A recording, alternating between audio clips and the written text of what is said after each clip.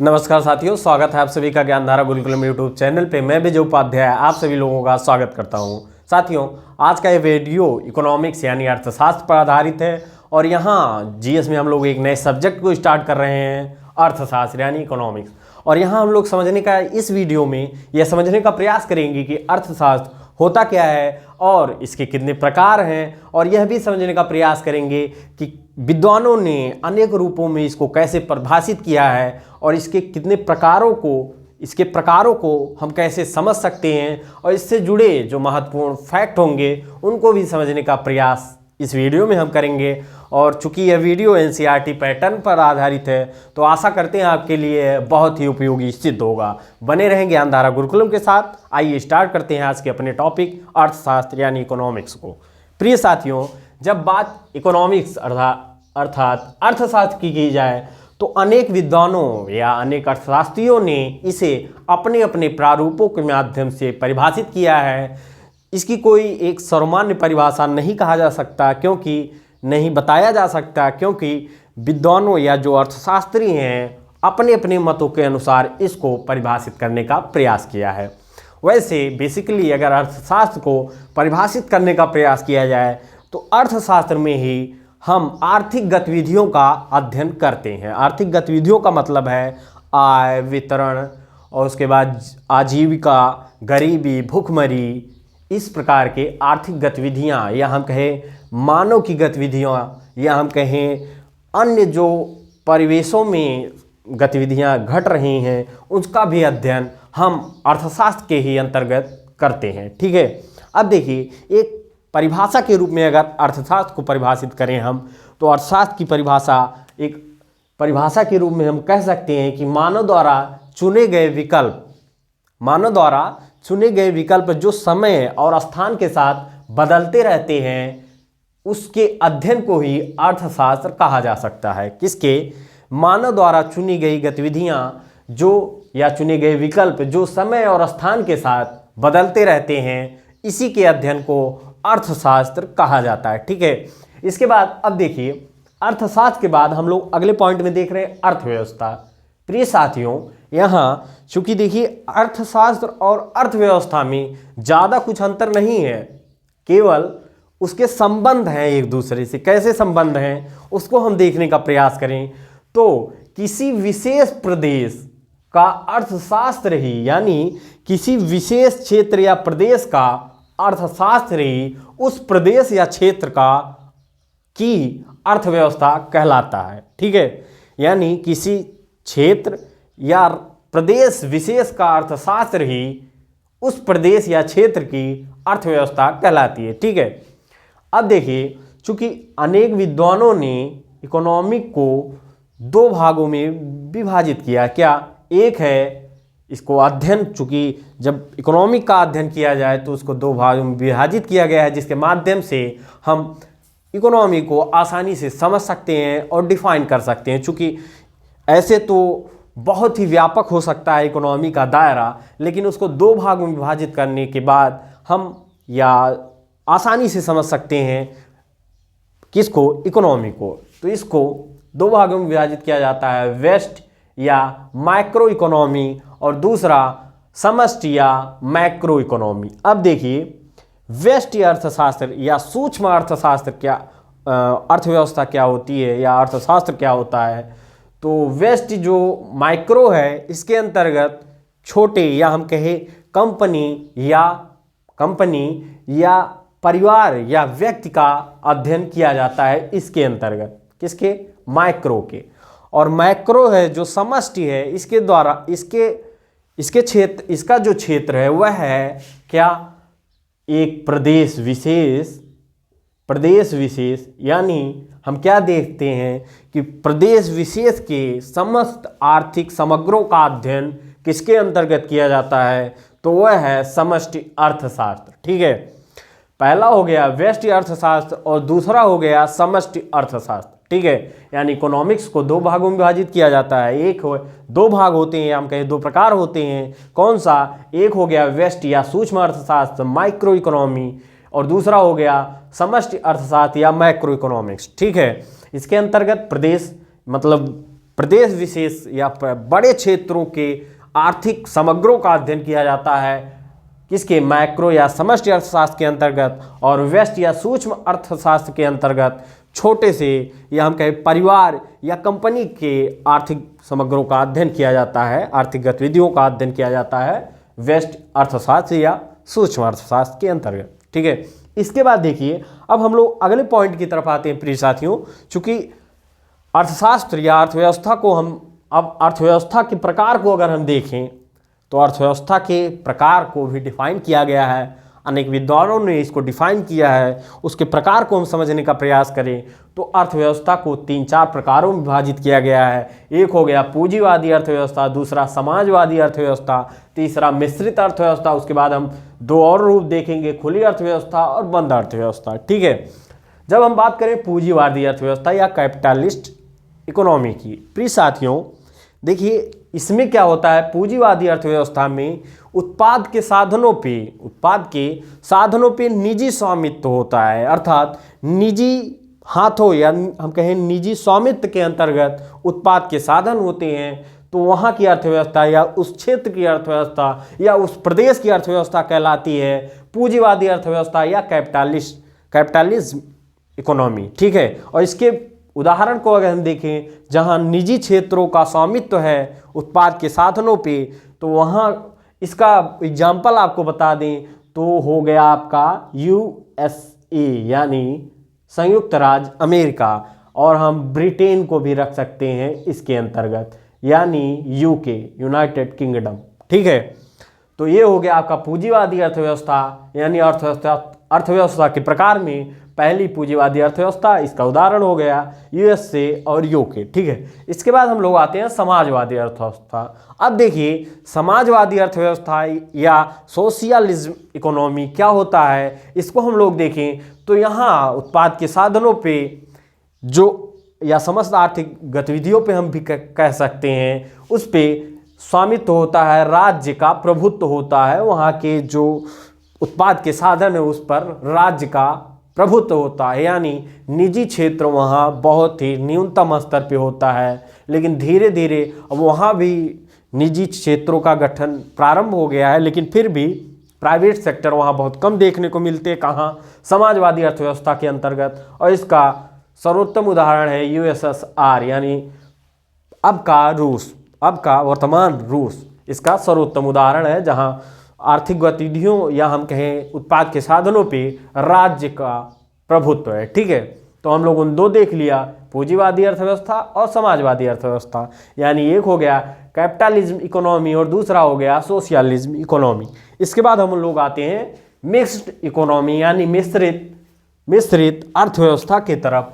तो प्रिय साथियों जब हम बात करें मिश्रित अर्थव्यवस्था की तो इसका सर्वोत्तम उदाहरण पहले हम लोग देख लेते हैं। इसका सर्वोत्तम उदाहरण है भारत। चूँकि जब हम भारत के अर्थव्यवस्था के बारे में समझ लें तो यहाँ माइंड में हमारे यह जरूर आ जाएगा कि मिश्रित अर्थव्यवस्था किसे कहते हैं। तो मिश्रित अर्थव्यवस्था का सामान्य आशय यही है कि जहाँ के उत्पाद और उत्पाद के साधनों पे दोनों अर्थात निजी और सरकार दोनों या राज्य दोनों का प्रभुत्व लगभग बराबर हो या दोनों का उस पर नियंत्रण हो, वहाँ की अर्थव्यवस्था को कहा जाता है, उस क्षेत्र की अर्थव्यवस्था को कहा जाता है क्या, मिक्स्ड इकोनॉमी। ठीक है, तो हम लोग यहाँ का सर्वोत्तम मिक्स्ड जो हमारी अर्थव्यवस्था है या हमारी भारत की अर्थव्यवस्था है वह है मिश्रित अर्थव्यवस्था यानी मिक्स्ड इकोनॉमी। ठीक है, इसके बाद हम लोग देखते हैं खुली अर्थव्यवस्था। अब देखिए खुली अर्थव्यवस्था का आशय है कि आयात और निर्यात, 2 पॉइंट चूँकि हम आगे पढ़ेंगे कि आयात क्या होता है, निर्यात क्या होता है, तो यहाँ हम लोग यह समझने का प्रयास करें या जिसे खुली अर्थव्यवस्था या ओपन इकोनॉमी कहते हैं। तो यहाँ आयात और निर्यात पर इस मतलब खुली अर्थव्यवस्था जहाँ की होती है वहाँ के क्षेत्र या प्रदेश के आयात और निर्यात पर जो प्रतिबंध होते हैं वह न्यूनतम थोड़ा सा प्रतिबंध होता है, वहाँ की अर्थव्यवस्था को खुली अर्थव्यवस्था कहा जाता है। ठीक है, यहाँ का उदाहरण हम एग्जाम्पल के तौर पे हम देख सकते हैं USA और सिंगापुर। ठीक है, सिंगापुर चूँकि यहाँ आयात और निर्यात पे थोड़ा सा प्रतिबंध या हम कहें न्यूनतम प्रतिबंध होता है वहाँ की सिंगापुर और USA की अर्थव्यवस्था पर। ठीक है, या यहाँ की अर्थव्यवस्था को खुली अर्थव्यवस्था की श्रेणी में रखा जा सकता है। ठीक है साथियों, इसके बाद हम लोग देखते हैं बंद इकोनॉमी या बंद अर्थव्यवस्था। ठीक है, क्लोज्ड इकोनॉमी। अब जब बंद अर्थव्यवस्था की बात करें तो यहाँ के जो आयात और निर्यात होते हैं इस पर लगभग बहुत ही कड़ा प्रतिबंध होता है, या हम कहें कि आयात और निर्यात लगभग कह सकते हैं कि कुछ विशेष क्षेत्रों या कुछ विशेष प्रदेशों से ही आयात और निर्यात किया जाता है। तो वहाँ की अर्थव्यवस्था होती है बंद अर्थव्यवस्था या क्लोज्ड इकोनॉमी। ठीक है, यहाँ के यदि उदाहरण को हम देखने का प्रयास करें तो उत्तर कोरिया इसका उदाहरण के तौर पे हम छोटे से उदाहरण के तौर पे देख सकते हैं, या हम परिभाषा के रूप में हमने बता दिया कि आयात या निर्यात पर लगभग बहुत ही कठोर प्रतिबंध होता है बंद अर्थव्यवस्था में, क्लोज्ड इकोनॉमी। ठीक है, तो हम यहाँ नॉर्थ कोरिया को ले सकते हैं छोटे से उदाहरण के रूप में, नॉर्थ कोरिया। ठीक है, नॉर्थ कोरिया को हम ले सकते हैं इसमें इसके एग्जाम्पल के तौर पे। इसके बाद देखिए आते हम लोग अगले पॉइंट की तरफ। अब अर्थव्यवस्था को विकास के आधार पे, विकास के स्तर पे दो प्रकार से, दो रूपों में बांटा जा सकता है, दो भागों में बांटा गया है। क्या? विकास के स्तर के आधार पे। ठीक है, एक होती है विकसित या अमीर अर्थव्यवस्था, दूसरी होती है विकासशील या गरीब अर्थव्यवस्था। इसको देखने का प्रयास करें तो विकसित का मतलब है जहां जिस क्षेत्र को विकसित या अमीर क्षेत्र के रूप में हम जानें, या जहां की अर्थव्यवस्था बहुत ही, वहां की इकोनॉमी बहुत ही बड़ी हो, वहां के क्षेत्र को हम कह सकते हैं विकसित या अमीर अर्थव्यवस्था। और दूसरी विकासशील अर्थव्यवस्था या गरीब अर्थव्यवस्था, चूँकि नाम से ही स्पष्ट है कि जहां अभी पूर्ण रूप से हम कह सकते हैं गरीबी और भूखमरी जैसे आयामों को ख़त्म नहीं किया जा सका है, वहाँ की अर्थव्यवस्था इस श्रेणी में आती है विकासशील या गरीब अर्थव्यवस्था की श्रेणी में। और ठीक है, और पहली हो गई विकसित या अमीर, जहाँ के गरीबी भूखमरी जैसे आर्थिक आयामों पर लगभग अंकुश लगाया जा चुका है, वहाँ की अर्थव्यवस्था होती है विकसित या अमीर अर्थव्यवस्था। ठीक है, अभी विकासशील अर्थव्यवस्थाओं को हम देख लें एग्जाम्पल के तौर पे, तो अब देख लीजिए भारत ही विकासशील देशों की श्रेणी में अभी आता है। और दूसरा विकसित अमीर देशों की श्रेणी देख लें हम, विकसित अर्थव्यवस्था की, डेवलप्ड कंट्री की देख लें तो हम यूएसए हो गया, ब्रिटेन हो गया, ये सब आते हैं विकसित या अमीर अर्थव्यवस्था की श्रेणी में।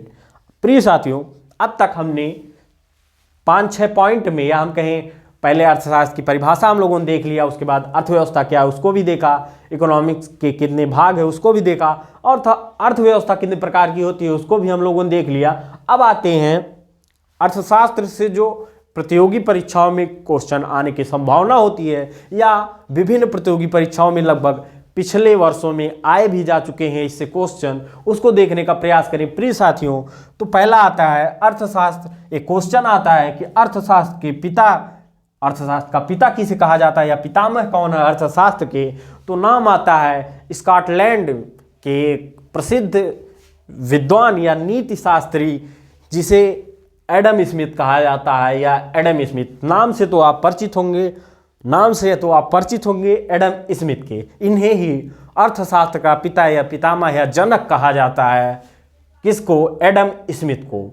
और चूंकि इन्होंने अर्थशास्त्र को कहा कि यह धन का विज्ञान है, इन्होंने कहा, और इनकी एक जो प्रसिद्ध पुस्तक है जिसके कारण इनको प्रमुख अर्थशास्त्रियों की श्रेणी में रख के खड़ा कर दिया जाता है, उनकी पुस्तक का नाम है, आपको याद रखना है, वेल्थ ऑफ नेशंस। 1776 में आई थी इनकी पुस्तक वेल्थ ऑफ नेशंस। इनकी एक और पुस्तक को आप ध्यान में रखें, the theory of moral sentiment, 1759। ठीक है, ये दो इनकी पुस्तकें हैं, वेल्थ ऑफ नेशंस 1776 और the theory of moral sentiment 1759। ठीक है, तो ये हो गए अर्थशास्त्र के पिता Adam Smith. Wealth of Nations इनकी पुस्तक है जो विभिन्न प्रतियोगी परीक्षाओं में इससे क्वेश्चन आता है। इसके बाद अब देखिए यहाँ क्वेश्चन एक और बनने की संभावना रहती है। क्या? हमने अर्थशास्त्र के पिता को तो देख लिया, यदि हम भारत के अर्थशास्त्र के पिता की बात करें तो चाणक्य, जिन्हें कौटिल्य या विष्णुगुप्त के भी नाम से जाना जाता है, उन्हें भारत के अर्थशास्त्र का पिता कहा जाता है। और क्यों कहा जाता है? उनकी एक प्रसिद्ध पुस्तक अर्थशास्त्र के लिए, क्योंकि अर्थशास्त्र, चूंकि यह पुस्तक के आधार पे ही इनको अर्थशास्त्र का जनक कहा जाता है या पिता कहा जाता है, भारतीय अर्थशास्त्र का पिता। लेकिन यह पुस्तक जो है प्रिय साथियों, यह नीति शास्त्र और राजनीति शास्त्र पर आधारित है, जहां सप्तांग सिद्धांत की बात की जाती है। ठीक है, अब आते हैं हम आज के अपने आखिरी पॉइंट की तरफ, या हम कहें कुछ आखिरी बिंदुओं की तरफ ध्यान दे चूँकि इससे भी प्रतियोगी परीक्षाओं में क्वेश्चन आने की बराबर संभावना रहती है। तो कार्ल मार्क्स, नाम आप सुने होंगे, दास कैपिटल इनकी पुस्तक का नाम है। इन्होंने अर्थशास्त्र को कैसे परिभाषित किया उसको यदि हम देखें तो इनका कहना था अर्थशास्त्र, इनका कहना था कार्ल मार्क्स का, अर्थशास्त्र का उद्देश्य मानव समाज की प्रगति के नियम की खोज करना है। अर्थशास्त्र का उद्देश्य मानव समाज की प्रगति के उद्देश्य को तलाश करना है। किसके द्वारा? क्या कहे? नियम की खोज, यानी प्रगति के नियम की खोज किसके? मानव समाज की खोज करना किसका उद्देश्य है? अर्थशास्त्र यानी इकोनॉमिक्स का। तो यह थी कार्ल मार्क्स की परिभाषा अर्थशास्त्र के संबंध में, और कार्ल मार्क्स की प्रसिद्ध पुस्तक का नाम है दास कैपिटल। ठीक है, इसके बाद हम आते हैं कुछ पुस्तकें हैं जो प्रतियोगी परीक्षाओं में जिससे बराबर क्वेश्चन उठने की संभावना रहती है। तो प्रिय साथियों, पहली पुस्तक है प्रिंसिपल्स ऑफ इकोनॉमिक्स, मार्शल की पुस्तक है।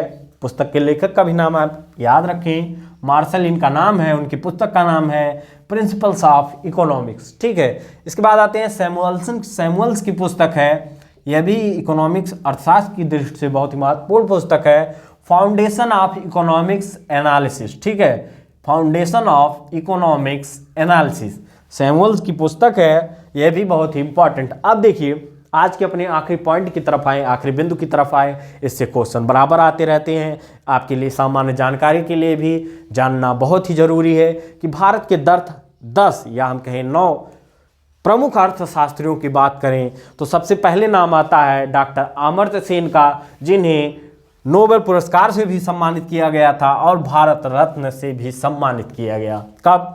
1998, डेट आप याद रखें, 1998 में इन्हें नोबेल पुरस्कार दिया, डॉक्टर अमर्त्य सेन को नोबेल पुरस्कार दिया गया, और 1999 में एक वर्ष पश्चात इन्हें भारत रत्न से भी सम्मानित किया गया। इसके बाद हम लोग देखें डॉक्टर मनमोहन सिंह, भारत के पूर्व प्रधानमंत्री, गवर्नर भी रह चुके हैं आरबीआई के, और वित्त मंत्री के रूप में भी इन्होंने सेवाएं दी।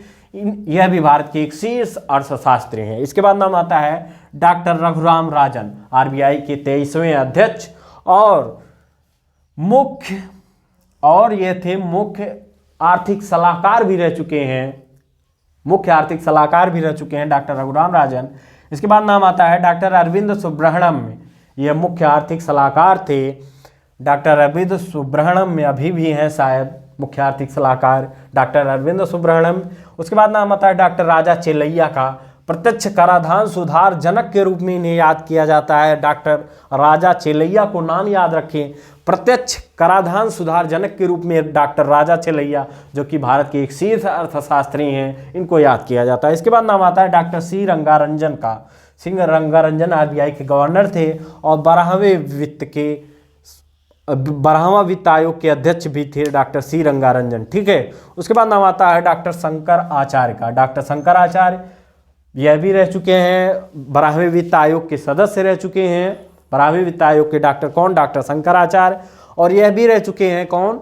मुख्य आर्थिक सलाहकार। ठीक है, उसके बाद नाम आता है विमल जालान का, बहुत ही प्रसिद्ध आरबीआई के गवर्नर रहे हैं। नोटों पे आपने इनका नाम बचपन में देखा होगा, या जब थोड़ा आगे बढ़े होंगे बचपन से तब देखा होगा इनका नाम, विमल जालान का। और यह भी रह चुके हैं मुख्य आर्थिक सलाहकार। इसका बाद नाम आता है डॉक्टर वीके आरवी का, ये डीयू के कुलपति रह चुके हैं, डीयू के पूर्व कुलपति रह चुके हैं, और ये केंद्रीय मंत्री भी रह चुके हैं, शिक्षा मंत्री भी रह चुके हैं। कौन? Doctor VK RV. तो यह थे लगभग 9 भारत के मुख्य अर्थशास्त्री।